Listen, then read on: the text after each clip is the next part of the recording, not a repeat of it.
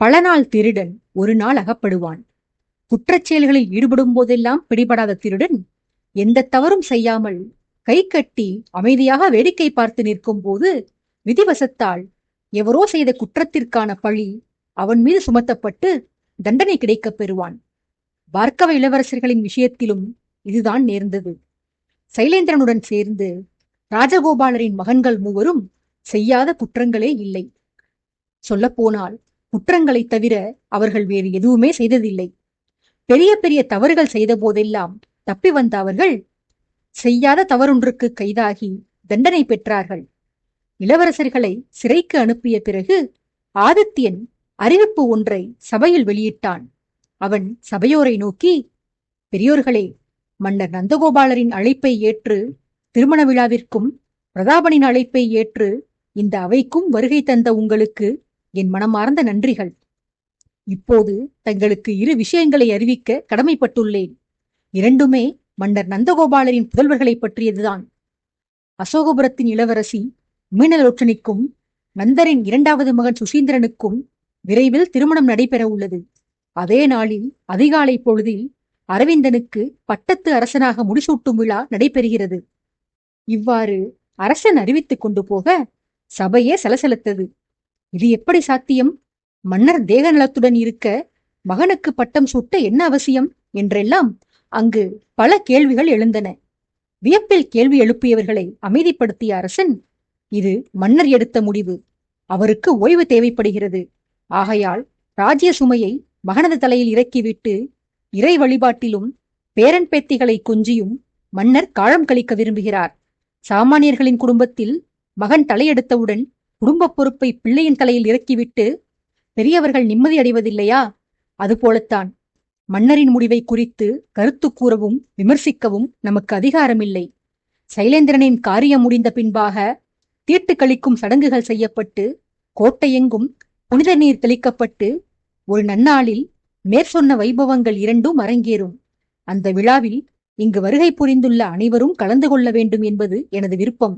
இருந்தும் விழாவிற்கு இன்னும் 2 வாரங்களுக்கு மேல் இருப்பதாலும் அத்தனை நாட்கள் தங்கள் சொந்த அலுவல்களை ஒத்திப்போட வேண்டும் என்பதாலும் உங்கள் அனைவரையும் அவசியம் இங்கு தங்கியே ஆக வேண்டும் என்று நான் கட்டாயப்படுத்த விரும்பவில்லை.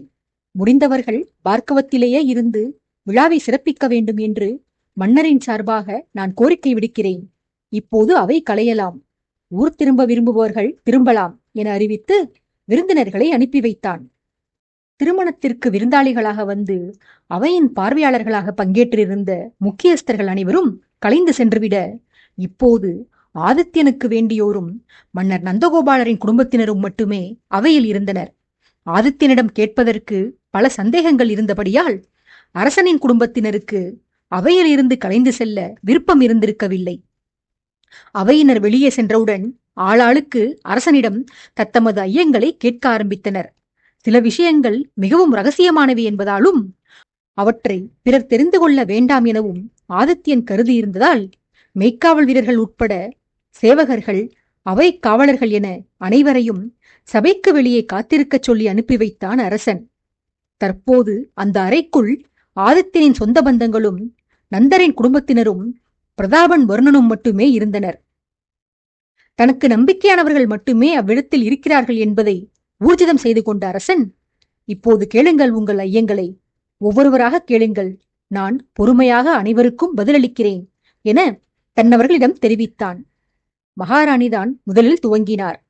சைலேந்திரனின் கொலையில் மாபெரும் மர்மம் உள்ளது என்று நன்கு விளங்குகிறது மகனே. அந்த கொலையின் பின்னால் நீயும் உள்ளாய் என்று நான் உணர்கிறேன். அது உண்மையா என வினவினார். அன்னையின் கேள்வியை உள்வாங்கிக் கொண்ட ஆதித்யன் அடுத்ததாக அவனது மனைவியின் கேள்வியை செவிமடுத்தான். தங்களின் வதனமே சொல்கிறது மாமா, சைலனின் கொலையில் தங்களுக்கும் பங்கு உள்ளது என. தாங்கள் இப்படியானதொரு காரியத்தை செய்து அதற்கு மாண்டு போனவரின் தந்தையே தங்களுக்கு ஆதரவாக இருக்க வேண்டும் என்றால் சைலன் நிச்சயம் ஏதாவது ஒரு தவறை செய்திருக்க வேண்டும். முன்பே இந்த அவையில் பேசப்பட்டது போல தவறு செய்தவரை பகிரங்கமாக தண்டிக்க சக்கரவர்த்தி தங்களுக்கே முழு அதிகாரமும் உள்ளதே. எனில் ஏன் மறைமுகமாக ரகசியமாக வதம் செய்ய வேண்டும் என கேள்வி எழுப்பினாள் ஸ்வர்ணிகா. அடுத்ததாக கேள்வி கேட்க துடித்துக் கொண்டிருந்த நந்தினியை நோக்கினான் அரசன். அவளோ, என்னை வரவழைக்க கானகத்திற்கு நெருப்பு மூட்டியிருக்க வேண்டுமா பிரபு? தங்களுக்கு காயம்பட்டதாக ஒரு பொய் சொல்லி அனுப்பியிருந்தாலே நான் பதறியெடுத்துக் கொண்டு ஓடி வந்திருப்பேனே. இதற்கு எதற்கு தாங்களே காட்டிற்குள் எரிபொருளை தூவிச் சென்று அதை தங்கள் தளபதியின் கைகளால் பற்ற வைக்கச் செய்து தங்கள் உயிரை அபாயத்தில் சிக்க வைத்திருக்க வேண்டும் எனக் கேட்டு அரசனை ஆழமாக பார்த்தாள். அரசன்தான் எரிபொருளை தூவிச் சென்றதா? இதுவும் அரசனுடைய சதியா என மற்றவர்கள் வியந்து வந்த வேளையில், நீ எப்படி கண்டுபிடித்தாய்? எரிபொருளை நான் தான் தூவிச் சென்றேன் என்று உனக்கு எப்படி தெரிந்தது என அரசன் நந்தினியை பதில் கேள்வி கேட்டான். அவளோ, அதை கண்டுபிடிப்பதில் சிரமம் எதுவும் இருக்கவில்லை பிரபு. இதே சம்பவத்தை பற்றி முன்பொரு முறை விளக்கிய போது தளபதி வருணன், அரசன் தாங்கள் காட்டிற்குள் சென்ற பாதையில் மகதன்தான் எரிபொருளை தூவிச் சென்றான் என்று குறிப்பிட்டிருக்கிறார். இதை நான் மாறன் மூலமாக அறிந்து கொண்டேன். ஆனால் இன்றைக்கு அவையில் தளபதி அந்த சம்பவம் குறித்து பேசிய போது, குற்றவாளி உங்களுடன் தான் இருந்துள்ளார் அரசே என தங்களிடம் மரியாதை கலந்து சொன்னார். குற்றம் செய்தவர் வேறு எவரோ ஒருத்தராக இருப்பின் குற்றவாளியை இருந்துள்ளார் என்று மரியாதையாக விழித்திருக்க வேண்டிய அவசியமில்லையே பிரபு. எவர் கவனத்திலும் படாமல் காட்டில் எரிபொருளை தூவிச் செல்வது இது தங்களுக்கு முதல் முறை இல்லையே. சந்திரபுரி காட்டில் தளபதிக்கே தெரியாமல் மரத்தூளை தூவிச் சென்றவர்தானே நீங்கள். தளபதியையே ஏமாற்றிய தங்களுக்கு தங்களுடன் வந்திருந்த அகிலனை ஏமாற்றுவது பெரிய விஷயமா என்ன? என் கணிப்பு சரியெனில் தாங்கள் செய்த இந்த காரியம் பற்றி இளவரசர் அரவிந்தனும் முன்பே அறிந்திருக்க வேண்டும் என சொல்லி வந்தவள் அரவிந்தன் புறமாக திரும்பி தன் கணிப்பு சரிதானா என்பது போல பார்வையாலேயே கேட்டாள். வேறு ஏதோ நினைவுகளில் மூழ்கியிருந்த அரவிந்தன் தன் பெயர் அவையில் உச்சரிக்கப்பட்டதையும் அனைவரின் கவனமும் தன்மீதே இருப்பதையும் கண்டு திடுக்கிட்டு, என்ன கேள்வி கேட்கப்பட்டது என்றே தெரிந்து கொள்ளாமல், ஒன்றுமில்லையே, நான் யாரையும் நினைத்துக் கொண்டிருக்கவில்லையே என பதறியபடி பதிலளித்தான். அவனது பதிலைக் கண்டு அனைவருமே நகைத்துவிட, அவர்களின் நகைப்புக்கான காரணம் புரியாமல் விழித்துக் கொண்டிருந்தான் அரவிந்தன். பிரதாபனுக்கு பக்கத்தில் அமர்ந்திருந்த வருணன் தன் இருக்கையிலிருந்து எழுந்து வந்து அரவிந்தனுக்கு அருகில் அமர்ந்து கொண்டு, என்னில் ஆருத்ராவை நீ நினைக்கவில்லையா? உன் காதலன் உன்னை மறந்துவிட்டான். அரியணை கிடைத்தவுடன் ஆருயிர் காதலி நீ தேவையில்லை என்று உன்னை ஒதுக்கிவிட்டான் என நான் அவளிடம் சொல்லிவிடவா என தீவிரமாகவே கேட்டான். சபையில் பெற்றோரும் மகாராணி உள்ளிட்ட பெரியோர்களும் இருக்கிறார்கள் என்பதையே மறந்து, வேண்டாம் தளபதி, அப்படி எதுவும் செய்துவிடாதீர்கள். நானே அரும்பாடுபட்டு அரசரையே துணைக்கு அழைத்துச் சென்று அவள் காதலை பெற்றுள்ளேன். நீங்கள் நடுவில் புகுந்து கெடுத்து விடாதீர்கள். அப்படி எதுவும் நடந்தால் ஆருத்ராவை மறுபடியும் வழிக்கு கொண்டு வருவது சிரமம் என அரவிந்தன் படபடத்தான். அரவிந்தன் இவ்வாறு பேசி முடித்தவுடன் பெற்றோருடன் அமர்ந்திருந்த மீனலோச்சனி, நல்ல வேளை அப்பாடா என ஆயாச பெருமூச்சு விட்டாள். ஸ்வர்ணிகா பெண்ணவளை வித்தியாசமாக நோக்கி, நீ ஏனம்மா பெருமூச்சு விடுகிறாய்? நீ பதட்டம் நீங்கி நிம்மதியடையும் அளவிற்கு இங்கு என்ன நேர்ந்து விட்டது என கேட்டாள். மீனாவோ, இல்லை தேவி, சிறிது நேரத்திற்கு முன்பு வரை ஆருத்ரா என்ற பெயரை கேட்டாலே இளவரசருக்கு புரையேறி வந்தது. பயத்தில் குவளை குவளையாக நீர் அருந்தியபடி இருந்தார். இப்போது அந்த பிரச்சனை தீர்ந்துவிட்டது. இளவரசரே தைரியமாக அந்த பெயரை உச்சரிக்கும் அளவிற்கு தெளிவு பெற்றுவிட்டார். அடிக்கடி புரையேறிக் கொண்டிருந்தால் உடல் நலத்திற்கு அது நல்லதல்லவே.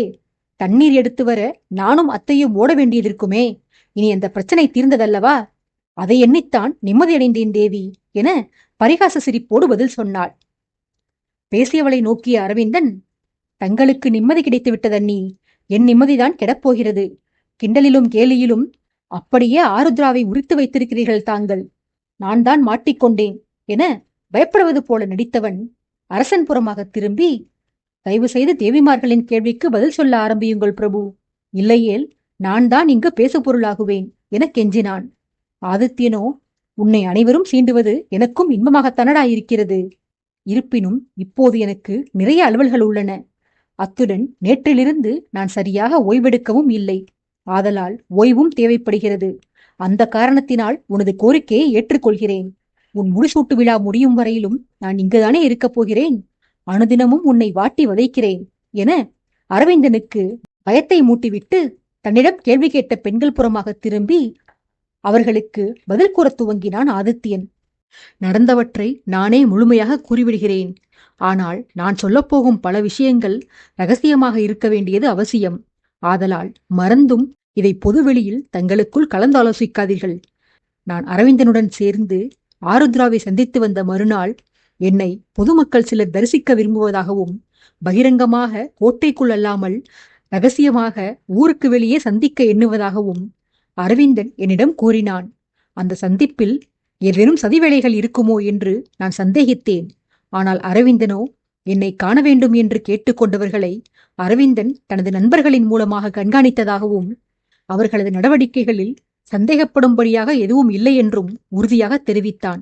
ஆதலால் உபதளபதி அகிலனுடன் சேர்ந்து எனது மெய்க்காவல் வீரர்கள் நால்வரை மட்டும் மாறுவேடத்தில் அழைத்து கொண்டு அரவிந்தனுடன் அம்மக்கள் சொன்ன இடத்திற்கு சென்று சேர்ந்தேன். அது ஒரு பராமரிப்பில்லாத பழைய கோவில். ஊருக்கு ஒதுக்குப்புறமாக இருப்பதால் அங்கு ஆள் நடமாட்டமே இருந்திருக்கவில்லை. எனது வீரர்கள் கோவிலை விட்டு தூரத்தே இருக்க நானும் அரவிந்தனும் மட்டும் உள்ளே சென்றோம். என்னை உள்ளே தனியே அனுப்ப அகிலன் அஞ்சினான். ஆனாலும் எனது கட்டளையினாலும் ஆபத்தியனில் நான் அவசியம் குரல் கொடுப்பேன் என நான் கொடுத்த உறுதியினாலும் வெளியே நிற்க அவன் சம்மதித்தான். உள்ளே சென்று பார்த்தால் அரவிந்தன் எனது பாதுகாப்பிற்காக தனது நண்பர்களை கையில் ஆயுதங்களுடன் அம்மக்களின் அருகே நிறுத்தியிருந்தான். அதில் ஆருத்ராவின் தோழி மாதவியும் அடக்கம். நான் அங்கு செல்வதற்கு முன்னரே இவனது நண்பர்கள் வந்திருந்த கூட்டத்தினரை நன்கு சோதனையிட்டிருந்தனர். நான் கோவிலுக்குள் சென்றதுதான் தாமதம். அங்கிருந்த இளம் பெண்களும் அவர்களைச் சேர்ந்தவர்களும் என்னை கண்டவுடன் கண்ணீர் விட்டு கதறத் துவங்கினர். அவர்களது கதறல் என் மனதை உலுக்கி போட்டது. விஷயத்தை விசாரித்த போது சைலேந்திரனால் அந்த பெண்களின் மானம் சூறையாடப்பட்டதையும், தனது செயலை வெளிப்படுத்தினால் பெண்களை அவர்களின் குடும்பத்தோடு சேர்த்து எரித்து கொன்று விடுவதாகவும் அவன் மிரட்டியிருந்ததாக தெரிந்து கொண்டேன். இதையெல்லாம் கேட்ட மறுகணமே எனக்கு சைலனை கொன்று போட வேண்டும் என்று ஆத்திரம் தோன்றியது. ஆனாலும் எவரோ புது மனிதர்கள் சுமத்தும் பழிகளை பகுத்தாராயாமல் ஒரு முடிவுக்கு வருவது தவறு என்று மனதிற்குள் தோன்ற அப்பெண்களுக்கு நீதி தருவதாக அப்போதைக்கு சமாதானம் சொல்லிவிட்டு அங்கிருந்து கிளம்பினேன். கோட்டைக்கு திரும்பும் வழியில் அம்மக்களின் கூற்று உண்மைதானா என விசாரிக்கும் பணியை அரவிந்தனிடமும் அவனது நண்பர்களிடமும் வழங்கினேன். அங்கிருந்து விசாரிப்பதற்காக கிளம்பிச் சென்றவர்கள் நான் கோட்டைக்கு வந்து சேர்ந்த சில நாளிகைகளிலெல்லாம் என்னை சந்திக்க வந்திருந்தனர். அம்மக்கள் கூறிய புகார்கள் மிகவும் சொற்பமே என்றும், வார்த்தைகளால் தெரிவிக்க முடியாத இன்னும் எண்ணற்ற கொடூரங்களை அப்பெண்களுக்கு சைலன் செய்து வந்துள்ளதாகவும் விசாரித்து வந்த வாலிபர்கள் தெரிவித்தார்கள். அவர்களின் மனதை படித்தே அவர்களது கூற்றில் பொய்யதுவும் இல்லை என நான் தெரிந்து கொண்டிருந்தாலும் எனக்கு அப்போதும் சிறியதொரு சந்தேகம் இருந்து வந்தது. அரவிந்தனின் குணாதிசயம் பற்றி பொதுமக்கள் பலரும் அறிவார்கள். மன்னர் நந்தரின் நற்குணம் பற்றியும் அவர்கள் அறிவார்கள். அப்படியிருக்க முன்னரே மன்னரிடம் முறையிடாமல் என் வரவுக்காக ஏன் அவர்கள் காத்திருந்திருக்க வேண்டும் என்று ஐயம் தோன்றியது. நான் கேட்காமலேயே அதற்கான விளக்கத்தையும் அரவிந்தன் பெற்று வந்திருந்தான். சைலன் துஷ்டத்தனங்களை செய்துவிட்டு மன்னரிடம் தன்னை பற்றி புகார் அளித்தால் அவர் நம்ப மாட்டார் எனவும், தந்தையின் செல்லப்பிள்ளையும் நாட்டின் பட்டத்து இளவரசனுமான தன்னை பற்றி அவதூறு பரப்புபவர்களை அவர் அழித்தொழிக்காமல் விடமாட்டார் எனவும் அம்மக்களை நம்ப வைத்திருந்தான் சைலேந்திரன். அத்துடன் அரவிந்தன் மீது தந்தைக்கு நல்ல அபிப்பிராயம் இல்லாத போது அவன் மூலமாக விஷயம் மன்னருக்கு போனாலும் அதனால் ஒரு பிரயோஜனமும் இல்லை என அவர்களிடம் சொல்லி வந்திருக்கிறான். இத்தனையும் செய்து வந்தவன் மன்னரிடம் தன்னை பற்றிய புகார்கள் தப்பித்தவறி கூட சென்றுவிடக்கூடாதென ராஜகோபாலரின் புதல்வர்கள் மூவரையும் மன்னரிடம் நெருங்குபவர்களை கண்காணிக்கச் சொல்லியிருக்கிறான். பின்னவர்கள் மூவருக்கும் சைலனின் அக்கிரமச் செயல்களில் தொடர்பு இல்லை என்றாலும் அண்ணனின் செயலை கண்டிக்காமல் அவனது தவறுகளை மறைத்தே வந்திருக்கின்றனர். அதிலும் மகதன் பாதிக்கப்பட்டவர்களை தொடர்ந்து கண்காணித்து அவர்களை மிரட்டியும் வந்திருக்கிறான். சைலனின் மரணத்தை நாடி வந்த இந்த இளவரசர்கள் அண்ணனின் குற்றச்செயலை மறைத்து வந்ததற்கு ஒரு காரணம் இருந்திருக்கிறது. கோட்டைக்குள் மன்னரிடம் மட்டும் இந்த பாதகங்கள் வெளிப்பட்டால் மகனை அவர் தண்டிப்பது வெளியில் தெரியாமல் போகும். அதனால் தங்களுக்கு ஒரு லாபமும் இல்லை. அதுவே பல்நாட்டு விருந்தினர்களும் கூடியிருக்கும் திருமண விழாவில் சைலனின் குற்றத்தை வெளியிட்டால் அது மன்னருக்கு பெருத்த அவமானத்தை தேடித்தரும். சக்கரவர்த்தி நான் சைலனுக்கு மரண தண்டனை வழங்குவேன். மகனது போக்கை கவனிக்காது வந்த காரணத்தால் மன்னரையும் நிந்திப்பேன். அந்த அவமானத்தினால் மனமுடைந்து மன்னர் மரணத்தை தழுவுவார். பிறகு அடுத்தவனான மகதனிடம் நாட்டு நிர்வாகம் சென்று சேரும். இவ்வாறாக இளவரசர்கள் மூவரும் எண்ணி வந்துள்ளார்கள். இளவலின் மகன்களுக்கு இந்த எண்ணம் இருந்திருக்க, மூத்தவன் சைலனுக்கோ என்னை கொன்று எனது வசுமித்ரா முழுவதையுமே அபகரித்துக் கொள்ள வேண்டும் என்ற மடத்தனமான ஆசை இருந்திருக்கிறது. என்னை கொல்வதும் என் அரியணையை கைப்பற்றி அவனதில் அமர்வதும் அத்தனை எளிதானது என்று அந்த மூடன் எண்ணி வந்திருக்கிறான். பேராசை அவன் சித்தத்தை கலங்கச் செய்திருக்கிறது. ஆகையால்தான் காட்டிற்கு வேட்டையாடச் சென்று அந்த காட்டிலேயே என்னை கொன்று போட வேண்டும் என்று அவன் திட்டம் போட்டிருக்கிறான். இதற்கிடையில் பிரதாபனும் வருணனும் நாடு வந்து சேர அவர்களை நான் சந்தித்த அன்று இரவு வேளையில் நானும் பிரதாபனும் நீண்ட நேரம் கோட்டை திடலில் இருந்தபடி எங்களுக்குள் உரையாடிக் கொண்டிருந்தோம்.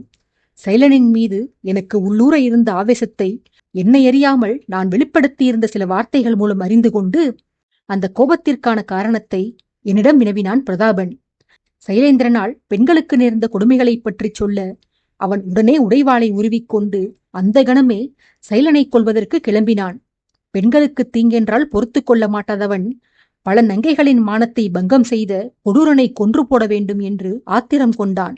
நானோ மகன் செய்த குற்றத்திற்கு ஒரு பாவமும் அறியாத தந்தையின் பெயர் கலங்கப்படக்கூடாதென்றும் சைலனுக்கு தண்டனை அவனால் வஞ்சிக்கப்பட்ட மங்கைகளாலேயே கிடைக்க வேண்டும் என்றும் தெரிவித்தேன். பிரதாபனுக்கும் அது சரியென்று பட வருணனை இவ்விஷயத்தில் எனக்கு உதவும்படி சம்மதிக்க வைத்தான் பிரதாபன். என்னை பழிவாங்க பிரதாபனுடன் பார்க்கவம் வந்த வருணன் பிறகு எனக்கே உதவும்படி நேர்ந்தது. நான் போட்டுக் கொடுத்த திட்டத்தின்படி நான் செல்லவிருந்த காட்டிற்கு நெருப்பு மூட்டுவது பற்றி வருணன் சதியாலோசனை செய்வது போல நாடகமாடினான். அவனை இருவர் கண்காணிக்கிறார்கள் என்று தெரிந்தே அவன் இந்த ஆலோசனையை மேற்கொண்டிருந்தான். காட்டிற்கு வந்து மகதனை பயமுறுத்துவதற்காக நெருப்பு மூட்டிவிட்டு தப்பிச் சென்றான். எங்களை பொறுத்தவரையில் இளவரசர்களுக்கு தண்டனை கொடுக்க வேண்டும். ஆனால் அந்த தண்டனை எதற்கென்றே அவர்கள் அறியக்கூடாது என்று முடிவெடுத்திருந்தோம். ஏனெனில் செய்த தவறு என்னவென்று தெரிந்துவிட்டால் ஒரு கட்டத்தில் பிராயச்சித்தம் என்று தண்டனையை ஏற்றுக்கொள்ள நம் மனம் பக்குவப்பட்டுவிடும். அத்தகைய நிம்மதி அவர்களுக்கு கிடைக்கக்கூடாதென்றே செய்யாத குற்றங்களை அவர்கள் செய்ததாக வாதாடி அவர்களது மனங்களை அழுத்தத்திற்கு உள்ளாக்கி இறுதியாக தண்டனை கொடுத்தோம். சைலனை கொல்வதற்கு அசோகபுரம் வரை செல்ல வேண்டுமா என்றே பிரதாபன் அன்று மது விருந்திற்கு தயார் செய்திருந்தான். அவன் தனது திட்டத்தை என்னிடம் கூட தெரியப்படுத்தி இருக்கவில்லை. சைலனால் பாதிக்கப்பட்ட பெண்களை இங்கே பார்க்கவ கோட்டைக்கே வரவழைத்திருந்தான் பிரதாபன். நேற்றைக்கு மது விருந்தில் நடனமாடிய பெண்களின் கூட்டத்தில் அந்த பெண்களும் கலந்திருந்தனர். கேளிக்கை நிகழ்ச்சியில் ஒரு சச்சரவை ஏற்படுத்தி பெரிய கூச்சல் குழப்பம் எழும்போது அதை பயன்படுத்தி அந்த மங்கைகளின் கையால் சைலனை அவன் கோட்டைக்குள்ளேயே மயக்கலாம் என்றுதான் பிரதாபன் திட்டம் தீட்டியிருந்தான். விருந்து என்னை வெறுப்பேற்றுவதற்காக ஏற்பாடு செய்யப்பட்டது போன்று இருக்க வேண்டும் என்ற எண்ணத்தில் வருணனுக்கு மது புகட்டுவது போன்று நடித்தான் பிரதாபன். உண்மையில் நேற்று மதுக்குடுவையில் பிரதாபன் வருணனுக்கு புகட்டியது மதுவல்ல, இளநீர்தான். ஆனால் வழக்கம் போல இந்த வானரம் மது வாடையை நுகர்ந்தவுடன் மற்றதை மறந்து குடுவை குடுவையாய் மது அருந்தி பிரதாபனின் திட்டத்தை சீர்குலைத்து விட்டது. என்னிடம் தெரிவிக்காவிட்டிருந்தாலும் குறைந்தது வருணனிடமாவது பிரதாபன் தன் திட்டத்தை விளக்கியிருந்தானால் அவனது முயற்சி வெற்றி பெற்றிருக்கும். எங்கள் எண்ணம் நேற்று மதியமே ஈடேறியிருந்திருக்கும். வீணாக அசோகபுரம் வரை பயணப்பட்டு சென்று சைலனின் பிரேதத்தை சுமந்து கொண்டு மறுபடியும் பயணம் செய்து இங்கு வந்திருக்க தேவையிருந்திருக்காது. வருணனும் என்னிடம் அறிவாங்க தேவையிருந்திருக்காது. மது விருந்து முடிந்தவுடன் சகோதரர்கள் நால்வரும் வருணனை சந்திப்பதற்காக அவனை தேடி அறைக்கு சென்றனர். அப்போது அவர்களது உண்மை சொரூபத்தை மன்னர் நந்தரும் அவரது இளவலும் நேரில் காண வேண்டும் என்று எனது ஆணைப்படி அரவிந்தன் தந்தைமார்கள் இருவரையும் அந்நால்வருக்கும் தெரியாமல் அவர்களுக்கு பின்னால் அழைத்துச் சென்றிருந்தான். வருணனை அவர்கள் சந்தித்த அறையின் பக்கத்து அறையில் இருந்தபடி மகன்களின் சதித்திட்டங்களை தந்தைமார்கள் காதார கேட்டனர். என்னதான் மன்னருக்கு என் மீது அளவற்ற நம்பிக்கை இருந்தாலும் மகனது வதத்திற்கு பின்னால் ஒருவேளை மகன் மீது குற்றம் இருக்காதோ, அவன் நிரபராதியோ என இன்றைக்கேனும் மன்னருக்கு ஐயம் தோன்றலாம். அது அவரது நிம்மதியை சீர்குலைக்கலாம். அதற்கு இடம் கொடுக்க கூடாதென்றுதான் அவர்கள் காதுபடவே அவரது ஆசை மகன்கள் செய்து வந்த சதி வேலைகளை கேட்கும்படி செய்திருந்தேன். கேட்ட இருவருக்கும் அப்போதே மாரடைப்பு வராத குறைதான். திருமணத்தை நிறுத்திவிடலாம், அசோகபுரத்திற்கு செல்ல வேண்டாம், உடனுக்குடனே அவர்களுக்கு தண்டனை கொடுத்து விடலாம் என இருவரும் என்னை வற்புறுத்தினர். ஆனால் எனக்கோ மன்னரின் மதிப்பும் மரியாதையும் பாதிக்கப்படுவதில் விருப்பமில்லை. மகன் செய்த குற்றத்திற்காக தந்தை அவமானப்படுவதை நான் விரும்பவில்லை. மகன் மீது பாசமும் நம்பிக்கையும் வைத்தது அத்தனை பெரிய குற்றமல்லவே. அத்துடன் சைலனும் தனது துஷ்டத்தனம் தந்தைக்கு தெரியாதபடி திட்டம் போட்டு அவரை ஏமாற்றி வந்திருக்கிறான். ராஜகோபாலரின் புதல்வர்களோ ராஜாங்க பொக்கிஷத்தை கையாடல் செய்ததோடு பொதுமக்களை அச்சுறுத்தி அவர்களது செல்வங்களை அபகரித்து வஞ்சித்து வந்திருக்கின்றனர். இவை எதுவுமே தந்தைமார்களின் செவிகளில் சென்று சேராதவாறு காவலர்களையும் அதிகாரிகளையும் மிரட்டி வந்திருக்கின்றனர். ஏமாற்றுவதைப் போல ஏமாறுவதும் தவறுதான். அந்த தவறை சீர் செய்வதற்காகத்தான் தந்தைமார்கள் இருவரும் தங்கள் கைகளாலேயே மகன்களை தண்டித்துள்ளனர். வருணனின் வார்த்தைகளை நம்பி என்னை கொல்வதற்காக சைலன் அவன் அறைக்கு ஆசையாசையாய் என்னை வரவழைத்திருந்தான். என்னை தொடர்ந்து மன்னரும் அவரது தம்பியும் வர, அவரைத் தொடர்ந்து சைலனால் மானபங்கப்படுத்தப்பட்ட பெண்களும் அறைக்குள் வந்தனர். நேற்று காலை மதுவிருந்து நடந்தபோது பார்க்கவ கோட்டைக்குள் வந்திருந்த அப்பெண்கள் நாங்கள் சென்ற பரிவாரத்துடன் சேர்ந்து அசோகபுரம் வந்திருந்தனர். முதலில் அவர்களை அறைக்குள் கண்ட சைலன் அச்சத்தால் அரற்ற ஆரம்பித்தான். இவ்வாறாக ஆதித்யன் சம்பவங்களை விவரித்து வந்த வேளையில் ஸ்வர்ணிகா குறுக்கிட்டு, எனில் சைலன் சொன்னபடி தங்கள் வாளை அங்கு அவன் கண்டது உண்மைதானா மாமா? தளபதி வருணன் அதை எடுத்து வந்திருந்தாரா? தங்கள் வாள் தங்களிடமே மறுபடியும் வந்து சேர்ந்து விட்டதா என அடக்கமாட்டாத ஆவலுடன் வினவினாள். ஆதித்யனோ, அவன் வாளை கொண்டு வந்தது உண்மைதான் ஸ்வர்ணிகா. சைலன் மயக்கப்பட்ட பின்பு அறைக்குள் இருந்து முதலில் வெளிவந்தது நான்தான். அறையிலிருந்து சிறிது தூரம் வெளியே வந்த பின்புதான் வாளை எடுத்து வராமல் விட்டுவிட்டோமே என நினைவு வந்தது. அறை வாயிலை திரும்பி பார்த்தபோது இந்த வானரம் மறுபடியும் என் வாளை களவாடி கொண்டு கூட்டத்தோடு கூட்டமாக வெளியேறிச் சென்றதை கண்டேன். அவனை அப்போது பின்தொடர்வது சரியல்ல என்று உணர்ந்து பார்க்கவ கோட்டைக்கு வந்து வாளை பெற்றுக்கொள்ளலாம் என எண்ணினேன். ஆனால் இவனோ இங்கு வந்தும் அதை என்னிடம் கொடுக்க மறுத்துவிட்டான். பகையை தீர்த்துவிட்டு வென்று என் வாளை திரும்ப பெற்றுக் கொள்ளும்படி சவால் விட்டான்.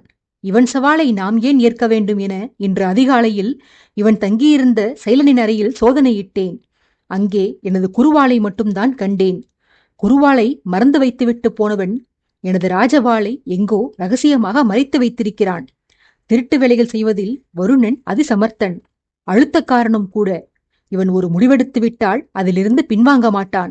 எத்தனையோ முறை இவனை ஏமாற்றிவிட்டு நான் தப்பிச் சென்ற போதும் கூட சிறிதும் முயற்சி இல்லாமல் என்னை தேடிக் கண்டுபிடித்து தொடர்ந்து வர தவறியதில்லை இவன். இப்போது என்னுடன் சண்டையிட வேண்டும் என்று முடிவெடுத்து விட்டான். அவன் முடிவில் வெற்றி பெறாமல் என் வாளை திரும்பத் தரமாட்டான் என மனைவியின் கேள்விக்கு பதில் கூறி வந்தான் ஆதித்யன். அவைக்குள் இவ்வாறு கலந்துரையாடல் நிகழ்ந்து கொண்டிருக்க, அங்கே முன்பு தூரத்து மரத்தடியில் நின்றபடி சாளரத்தின் வழியாக அவையை நோக்கிக் கொண்டிருந்தனர் இரு பெண்கள். இவர்களைத்தான் சிறிது நேரத்திற்கு முன்பு ஆதித்யன் கவனித்துக் கொண்டிருந்தான். பல நாளிகைகளாக ஒரே இடத்தில் நின்றபடி தங்களுக்குள் கருத்து பரிமாற்றம் செய்து கொண்டே அவையை வேடிக்கை பார்த்து நின்றனர் அந்த பெண்கள். அதில் ஒருத்தி மைதிலி, இன்னொருத்தியின் பெயர் நேத்ரா. வருணன் பார்க்கவம் வந்து சேர்ந்ததிலிருந்து அவன் மீது இவளுக்கு ஒரு கண் இருந்து வந்தது. அவனை அணு அணுவாக ரசித்துக் கொண்டிருந்தாள் இந்த பெண். தன்னை ஒருத்தி கவனிப்பதை வருணனே கவனிக்கவில்லை. ஆனால் ஆதித்யனின் கழுகு பார்வையில் இருந்து இவள் தப்பவில்லை. முன்தினம் மதுவிருந்து நடந்தபோது மாளிகையின் மேல் மாடியிலிருந்து ஆதித்யன் கூர்ந்து நோக்கியது பிரதாபனையும் வருணனையும் மட்டுமல்ல. அந்த கேளிக்கை கூட்டத்தில் ஆட்டம்பாட்டத்தில் பங்கேற்காமல் தள்ளி இருந்தபடி வருணன் மது குடித்து சீரழிவதை கவலையுடன் பார்த்தபடி நின்றிருந்த இந்த நேத்ராவையும் தான். ஆதித்யன் கீழிறங்கி வந்து வருணனை கன்னத்தில் அறைந்தவுடன் அதை காணச் சகியாது நேத்ரா கைகளால் கண்களை பொத்திக் கொண்டபடி குலுங்கி அழுதாள். வருணனுக்கு விழுந்த அடி அப்பெண்ணுக்கு வலித்ததை கவனித்திருந்தான் அரசன். அறைக்குச் சென்றவன் அப்பெண் குறித்த தகவல்களையெல்லாம் தனது ஆட்கள் மூலமாக விசாரிக்கச் சொல்லி அறிந்து கொண்டான். அடுத்ததாக முதல் நாள் இரவு கோட்டை திடலில் பிரதாபனும் வருணனும் பேசிக்கொண்டிருக்கையில் அந்த நடுநிசையிலும் அந்த பெண் வருணனை தொடர்ந்து வந்து இமை மூடாமல் அவனையே பார்த்து கொண்டிருந்ததையும் பேச்சுவார்த்தையினூடே கவனித்தான் ஆதித்யன். அதன் பின்பே நந்தினியின் அறைக்கு சென்று அங்கிருந்த மைதிலிக்கு ஒரு பணியை ஒப்படைத்தான். அந்த பணியின்படி நேத்ராவிடம் மைதிலி நெருங்கி பழகி அவளது தோழமையும் நம்பிக்கையும் பெறுதல் வேண்டும். வருணன் செல்லும் இடங்களுக்கெல்லாம் நேத்ராவை அழைத்துச் சென்று வருணனை பற்றி துதிபாடி நேத்ராவிற்குள் இருக்கும் ஆசையை தூண்டிவிட வேண்டும். வருணனை நெருங்க நேத்ராவிற்கு ஒத்தாசை செய்ய வேண்டும். வருணன் பெண்களை அருகில் அண்டவிட மாட்டான். ஆதலால் அவனை நெருங்குவதற்கான யோசனைகளை எடுத்து கூறி இருவரும் அடிக்கடி சந்திக்க ஏற்பாடு செய்ய வேண்டும் என்றெல்லாம் ஆதித்யன் மைத்திலிக்கு கட்டளையிட்டிருந்தான். ஒரு மறைவிடத்தில் நின்றபடி இந்த கட்டளைகளை ஆதித்யன் மைத்திலிக்கு விடுத்துக் கொண்டிருந்த போதுதான் எதேச்சையாக அவ்வழியாக வந்திருந்த வருணனின் கண்களில் அரசன் பட்டான். அரசன் செய்யும் ரகசிய வேலை என்னவென்று அறிந்து கொள்ள வருணனும் முயன்றான். ஆனால் அடுத்தடுத்து நிகழ்ந்த சம்பவங்களினால் வருணனால் அதை தெரிந்து கொள்ள முடியாமல் போனது. அவையில் இளவரசர்களுக்கு எதிராக தான் செய்த சதிகளைப் பற்றி ஆதித்யன் விளக்கி வந்த வேளையில் அந்த கூட்டத்தில் இருந்த முதியவர்களான பார்க்கவ மன்னர், அவரது தம்பி மற்றும் தன் அன்னை, அத்தை ஆகியோரின் முகங்கள் சோர்வடைந்திருந்ததைக் கண்ட அரசன் நீண்ட நேரமாக அவர்கள் உணவுண்ணாமல் இருப்பதுதான் அந்த அயற்சிக்கு காரணம் என்பதை உணர்ந்தவன் உணவு எடுத்து வரச் சொல்வதற்காக வாயிற்காவலர்களை அழைக்கலாம் என்று எண்ணினான். ரகசிய கூட்டம் நடந்து கொண்டிருந்தபடியால் முன்பே பணியாளர்களை எல்லாம் அங்கிருந்து அப்புறப்படுத்தி இருக்க காவலர்களிடம் சொல்லி உணவை எடுத்து வரச் செய்யலாம் என அவன் எண்ணினான். அப்போதுதான் அந்த கூடத்தில் பிரதாபனுடன் அமர்ந்திருந்த வருணன் இருக்கையில் நெளிந்து கொண்டே பொறுமையிழந்து வீற்றிருப்பதை உணர்ந்தான். வருணனை பற்றி அரசன் அறிந்து கொண்ட வரையில் ஒரே இடத்தில் நீண்ட நேரம் தங்க வைத்தால் வருணனுக்கு பிடிக்காது. ஒரு நாளிகைக்கு மேல் ஒரு இடத்தில் இருக்க மாட்டான். அதுவும் வாய் மூடி பிறர் பேசுவதற்கு செவிமடித்துக் கொண்டிருக்க அவனுக்கு பொறுமை இருக்காது. எப்போதும் அங்குமிங்கும் நடந்தபடியும் வீரர்களுடன் அரட்டையடித்தும் காவலர்களை சீண்டி விளையாடுவதுமாகத்தான் இருப்பான். இரவில் கூட முழு நேரமும் அறையின் மஞ்சத்தில் படுத்துறங்க மாட்டான். பாதிராத்திரியில் மாளிகை விட்டு வெளியே வந்து மாளிகைகளின் திண்ணைகளில் படுத்துக் கொள்வான். ஆதித்தபுரியின் கோட்டை காவலர்களுக்கு வருணனின் வாடிக்கையான செயல்கள் பரிச்சயம் என்பதால் அவர்களும் அதனை கண்டுகொள்ள மாட்டார்கள். அன்றைக்கு நீண்ட நேரமாக அவைக்குள் முடங்கி கிடந்ததனால் வருணனுக்கு பொறுமை தகர்ந்து வருவதைக் கண்ட அரசன் அங்கிருந்து அவனுக்கு சிறிது விடுப்பு கொடுக்கலாம் என்று யோசித்தான். சரியாக அந்நேரம் தூரத்து மரத்தடியில் இருந்த மைத்திலியும் அரசனின் கண்களில் பட வருணனை வெளியே அனுப்புவதுதான் உத்தமம் என உணர்ந்த அரசன் அவனை பார்த்து, வருணா, பணிப்பெண் எவரையேனும் அழைத்து மாளிகைக்கு சென்று அனைவருக்குமாக உணவு எடுத்து வரச் சொல் என ஆணையிட்டான்.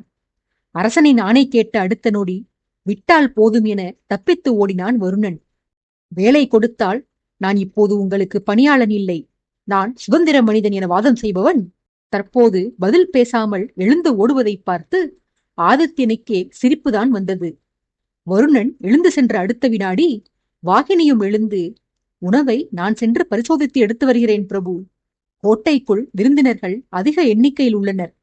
உணவு சமையல் கூடத்தில் இருந்து இந்த அவைக்கு வரும் வரையில் என்ன வேண்டுமானாலும் நேரக்கூடும்.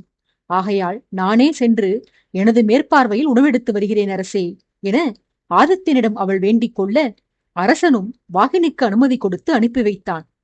கூடத்திலிருந்து வெளியேறும் முன்பே வாகினி எழுந்து அரசனிடம் அனுமதி கேட்டது வருணனின் காதில் விழத்தான் செய்திருந்தது.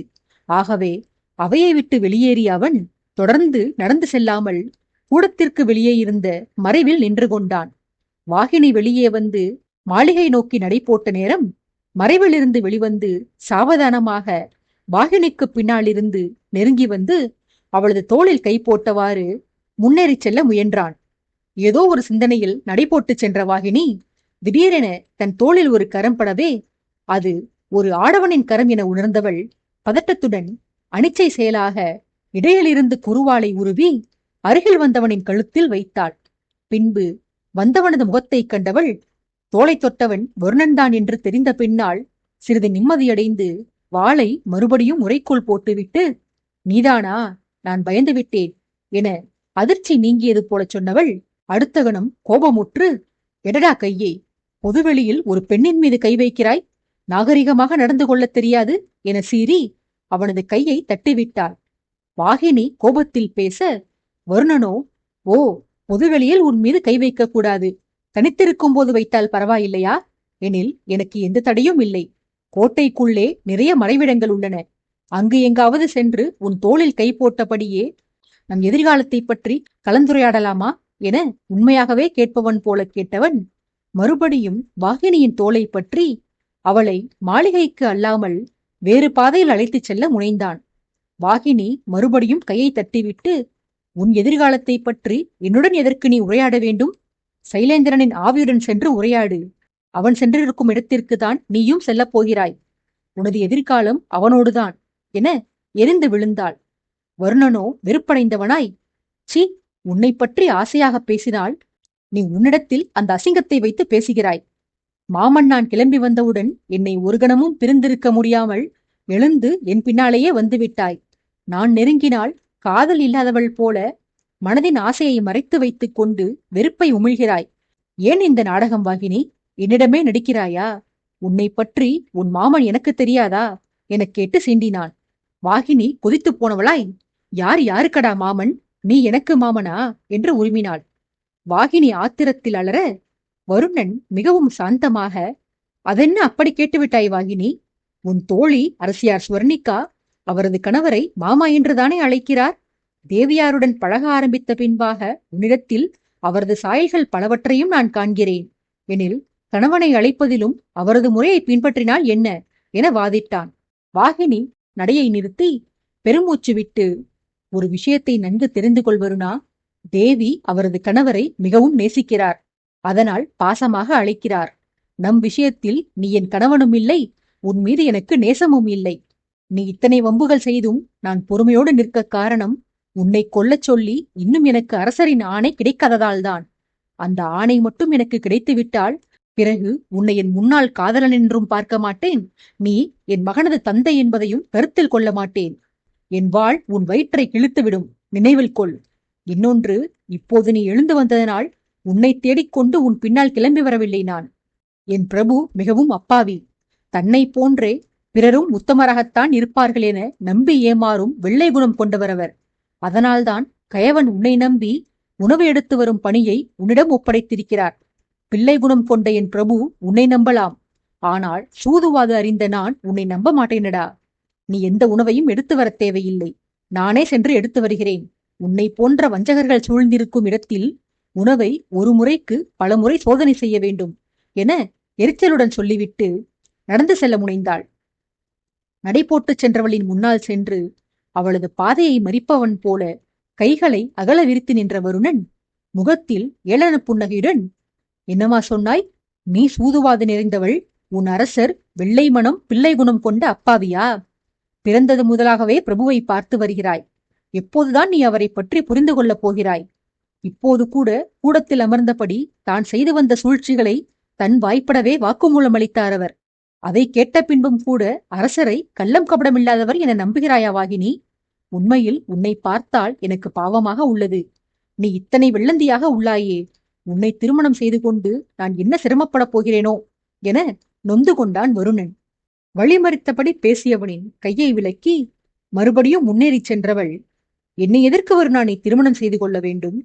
ஒரு கயவன் சக்கரவர்த்தியின் மீது பழி போட்டு விட்டான் என்பதனால் அவைக்குள் கடும் அமளிதுமளி நடந்து கொண்டிருக்க, பழி போட்டவனை மாய்த்தொழிக்க உன் வீரர்கள் துடித்துக் கொண்டிருக்க, மகாராணி உன்னிடம் கேள்வி எழுப்பிக் கொண்டிருக்க, நீ எதனையும் பொருட்படுத்தாமல் சாளரத்தின் வழியாக அவைக்கு வெளியே கண்களை ஓட்டி அங்கிருந்த 2 பெண்களை மனமுருகி ரசித்தபடி நின்றிருந்தாய்.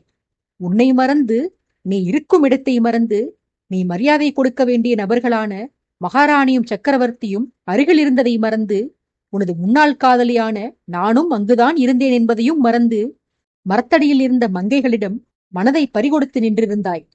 கண்குளிர அவர்களை ரசித்துவிட்டு இப்போது என்னிடம் வந்து திருமணம் பற்றி பேசுகிறாயா? உன் மனைவி வைஷாலி என் பிரபுவை பற்றி தவறாக புரிந்து கொண்டிருந்தாலும் உன்னை பற்றி அவள் நன்கு அறிந்து வைத்திருந்தாள். நீ பெண்களின் விஷயத்தில் தரம் கெட்டவன் என அவள் உன்னை பற்றி சொன்னபோது நான் நம்பவில்லை. அப்போது உன் மீதிருந்த ஆசையால் உன்னை பற்றி அவளது குற்றச்சாட்டுகள் தவறென்று கருதியிருந்தேன்.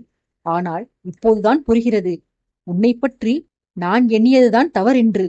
உன் விஷயத்தில் இத்தனை முட்டாளாக இருந்துள்ளேன்.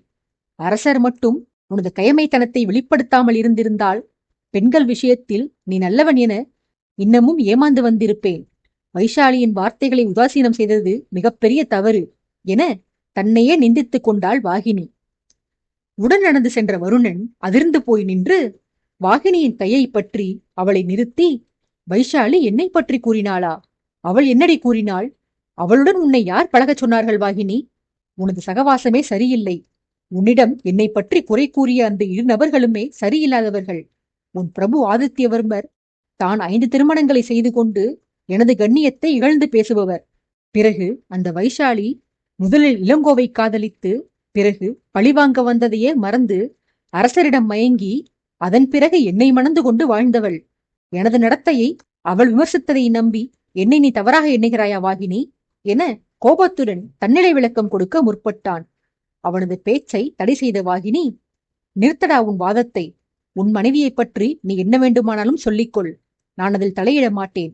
ஆனால் எம் அரசரை அவமரியாதையாக பேச உனக்கு எந்த உரிமையும் இல்லை. நாவை அடக்கி பேசு. உன் மனைவி அந்த உத்தமிக்காக பழித்திருப்பதற்குத்தானே என் பிரபுவை சுற்றி வட்டமடித்துக் கொண்டிருக்கிறாய். நேற்றைக்கு மூச்சு முட்ட மது அருந்திருக்கிறாய். அதன் பின்னர் நங்கையர்களின் நாட்டியத்தில் நெஞ்சகத்தை தொலைத்திருந்திருக்கிறாய். இன்றைக்கு உன்னையும் மறந்து பெண்களை வேடிக்கை பார்த்திருக்கிறாய். இதில் நீ உத்தமன் என்று என்னிடம் விளக்கம் கொடுப்பாய். அதை நம்பி உன்னை நான் மணந்து கொள்ள வேண்டும். அப்படித்தானே வருணா? உன்னை கண்டாலே எனக்கு அருவருப்பாக உள்ளது. என்னை நெருங்காதே என ஆத்திரத்தில் இறைந்துவிட்டு அவ்விடத்தில் இருந்து அகன்று சென்றாள் வாகினி. கோபமாகச் சென்றவளை பின்தொடரவில்லை வருணன். மாறாக அவனது மனதிற்குள் வேறொரு திட்டம் தோன்றியது. வாகினியை சீண்டி விளையாடுவதற்காக தான் போட்ட அந்த திட்டம் தனக்கே பாதகமாக முடியும் என வருணன் எதிர்பார்த்திருக்கவில்லை. உணவு எடுத்து வருவதற்காக சமையல் கூடத்திற்குள் சென்ற வாகினி அங்கு தன் கண் முன்பு உணவு சமைத்தவர்களையே அதை உண்டு சோதிக்கும்படி கூறியவள் பின்பு தனது தலைமையிலேயே பணியாளர்கள் மூலம் அந்த பதார்த்தங்களை அவைக்கூடத்தில் சேர்ப்பிப்பதற்காக நடந்து சென்றாள். செல்லும் வழியில் அவைக்கு எதிரே இருந்த ஒரு மரத்தடியை வெறிகொண்டபடி கண்டாள் அவள். மரமே பற்றி எரியும் அளவிற்கு அப்படி அவள் ஆத்திரத்துடன் அவ்விடத்தை நோக்க காரணம் அங்கு வருணன் ஒரு பெண்ணுடன் சிரித்து உரையாடிக் கொண்டிருந்தபடியால்தான். தான் பிற பெண்களை பார்ப்பதைக் கண்டு வாகினி பொறாமை கொள்கிறாள் என்று எண்ணிக்கொண்ட வருணன் அவளை தன் வசம் ஈர்ப்பதற்காக அவளது அசூயையை மேலும் தூண்டிவிடுவதற்காக அப்பெண்களிடத்தே சென்று சிரித்து சிரித்து பேசி வந்தான். வருணன் அவ்விடத்தை நெருங்கிய உடனேயே அவனைக் கண்டு அஞ்சிய மைத்திலி, தேவி நேத்ரா தங்களை பற்றிய விவரங்களை என்னிடம் கேட்டார் தளபதி. அவருக்கு நான் விளக்கம் கொடுத்து கொண்டிருந்தேன், அவ்வளவுதான். மற்றபடி இந்த பெண் யாரென்றே எனக்கு தெரியாது.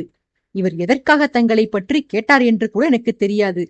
இப்போதுதான் இவரை நான் முதலாக சந்திக்கிறேன் என்றெல்லாம் வருணன் எந்த கேள்வியும் கேட்காமலேயே தானாகவே உளறி ஒப்பித்து முடித்தவள் வருணனது திரண்ட தோள்களை பயத்துடனேயே கூர்ந்து நோக்கி, இந்த கையால் ஒரு அடி விழுந்தால் நம்மை புதைப்பதற்கு குழி தோண்ட தேவையில்லாமல் நேரடியாக பாதாள லோகத்திற்கும் கீழே சென்றுதான் விழுவோம். இந்த அசுரனிடம் மட்டும் அகப்பட்டு கொள்ளக்கூடாது என்று மனதிற்குள் நினைத்து கால் தெறிக்க அவ்விடத்தில் இருந்து ஓடிச் சென்றாள் மைத்திலி. மைத்திலியின் செயல்பாடுகள் விந்தையாக தோன்றினாலும் வாகினியை வெறுப்பேற்றும் ஆர்வம் வருணனுக்குள் மிகுந்திருந்தபடியால் மைத்திலியின் செயலை பொருட்படுத்திக் கொள்ளவில்லை அவன். மாறாக உணவெடுக்கச் சென்றவள் திரும்பி வரும் நேரத்திற்காக காத்திருந்தவன் அருகிலேயே நின்றபடி தன்னை காதலுடன் நோக்கிக் கொண்டிருந்த நேத்ராவை சட்டை செய்யவில்லை. அவளோ 2 நாட்களாக தான் ரசித்து வந்தவன் அவனாகவே தன்னை தேடி வந்திருக்கிறானே என்ற குதூகலத்தில் வந்தவனை இமை மூடாமல் ரசித்துக் கொண்டிருந்தாள். மாளிகையிலிருந்து வாகினி வெளியேறுவதைக் கண்ட வருணன் அப்போதுதான் தன் அருகில் நின்றிருந்தவளிடம் பெயரை விசாரித்தான். நேத்ரா தனது பெயரை சொன்னதற்கே சம்பந்தமில்லாமல் சிரித்து சிரித்து பேசி அப்பெண்ணுடன் அரட்டையடிப்பது போல நடித்து வாகினியை வெறுப்பேற்ற முயன்றான் வருணன். வருணனின் நடவடிக்கையைக் கண்டு வாகினிக்கு வெறுப்பு ஏற்பட்டதுதான். ஆனால் அந்த உணர்வு பொறாமையால் தோன்றியிருக்கவில்லை. மாறாக பொறுப்பான பதவி வகித்து நாட்டில் அனைவரிடமும் நன்மதிப்பு பெற்று வந்திருந்த வருணன் இப்படி புத்தி தடுமாறி தகாத காரியங்களில் ஈடுபட்டு வருகிறானே என்ற வேதனையில்தான் தோன்றியிருந்தது.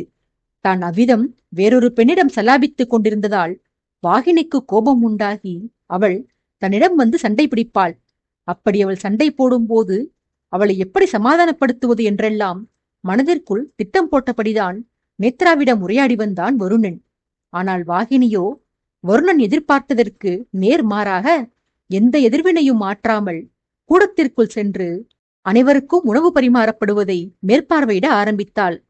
வருணனும் வாகினியும் வெளியே சென்றதிலிருந்து ஆதித்யனின் கவனம் யாவும் வாயிலுக்கு வெளியேதான் இருந்து வந்தது. சிறிது தூரம் சென்று திரும்பி வந்து மரத்தடியில் நின்று வருணன் அந்த பெண்ணுடன் கதை பேச ஆரம்பித்ததையெல்லாம் அரசன் கவனித்துதான் வந்திருந்தான்.